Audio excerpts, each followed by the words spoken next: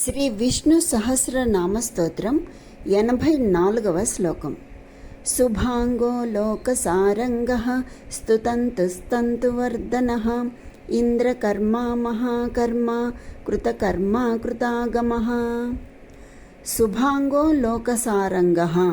ఇందులో శుభాంగః అనగా మంగళప్రదమైన శరీరము కలవాడు, శోభనమైన అంగములతో ధ్యేయమగు స్వరూపము కలవాడు అని. లోకసారంగః అంటే ప్రపంచంలోని సారమును గ్రహించువాడు.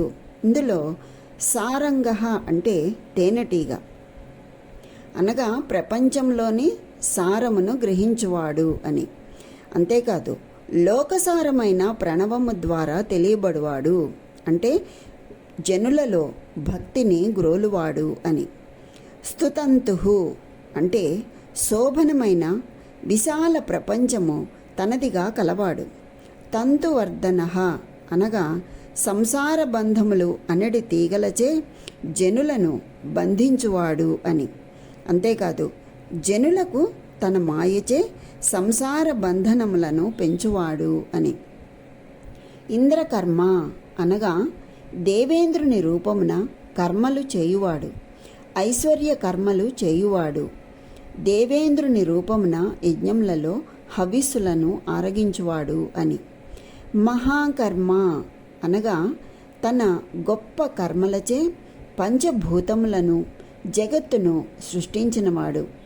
దశావతారములను ఎత్తి మహాకర్మలను ఆచరించినవాడు అనగా సృష్టి స్థితి లయములు అను మహాకర్మలను ఆచరించువాడు అని. కృతకర్మ ఇక చేయవలసిన కార్యములు లేదా సాధింపవలసిన కార్యములు లేనివాడు, ధర్మరూపమైన కర్మలను చేసినవాడు అనగా కృతార్థుడు అగుట వలన కర్తవ్యము లేనివాడు అని. కృతాగమః అనగా వేదములను ఆగమములను సృష్టించినవాడు అని. ఈ శ్లోకంలో మనకి 782వ నామం నుంచి 789వ నామం వరకు తెలియచేసి ఉన్నారు. శుభాంగో లోకసారంగః స్తుతంతుస్తంతువర్ధనః ఇంద్రకర్మా మహాకర్మా కృతకర్మా కృతాగమః అనగా శోభనమగు రూపముతో ఒప్పుచు జనులలో భక్తిని గ్రోలువాడు మరియు భక్తులతో చక్కని బంధము కలవాడు, మాయచే సంసార బంధనములను పెంచువాడు ఆయన.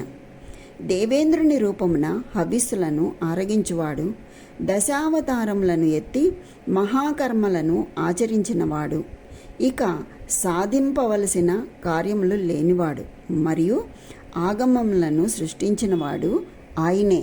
అట్టి ఆ శ్రీహరికే శతసహస్ర వందనాలు అని. స్వస్తి.